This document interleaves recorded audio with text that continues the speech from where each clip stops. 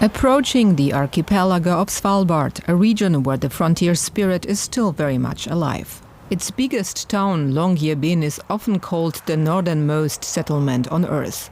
But even here, people feel the fallout from the war in Ukraine. Ronny Brunvoll is the head of Visit Svalbard, the local tourism board. Before the war, they worked together with a Russian company located in the neighborhood. Now all connections have been severed. It has been such a tight relationship between people and between companies. So when it all burst out in February 2022, of course it was a tense situation in Longyearbyen as well, amongst the companies. The Norwegians used to offer tours to the Russian settlements in Svalbard. Now they don't encourage anyone to go there. We visit Arild Olsen, Longyearbyen's mayor. Olsen fears Russia's war on Ukraine could lead to conflicts here too. One reason, he says, is that many residents of the Russian settlements promote the Kremlin's propaganda. So I see the same things that comes from the official Kremlin also comes from the official Barentsburg. Same but different. And I see this same propaganda machinery going on Barentsburg as in Kremlin. On May 9, for instance, residents of the Russian settlement of Barentsburg stage a military-style victory parade. Such actions on Norwegian soil are seen as a provocation by many locals. We decide to visit the Russian town. In summer, the only way to get there from Longyearbyen is by boat.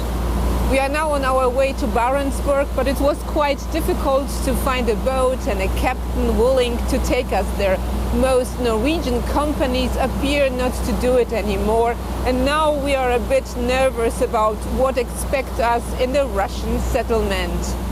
Barentsburg, with its coal mine and tourism industry, is completely owned and managed by the Russian state company Trust Arctic Ugol.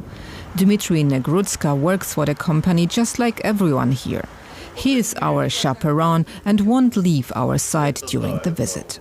Pretty fast it becomes clear that people in Barentsburg don't want to talk politics, even though they feel the consequences. They tell us that sanctions imposed against Russia have interrupted their supply chains. Luckily, thanks to the diplomatic efforts, we managed to come to a compromise and agreement which allowed us to continue bringing the supplies, the food, the equipment. Of course, some of the bans were lifted. Some of them stayed in place. For example, we are still not allowed to bring Russian-produced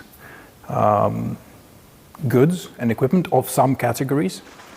The Arctic, with its resources and new maritime routes, is crucial for the Kremlin as it tries to expand its influence here. Despite the war, Russia plans to invest in new research projects and tourism. But with tensions rising in the high north, the war in Ukraine could have consequences in regions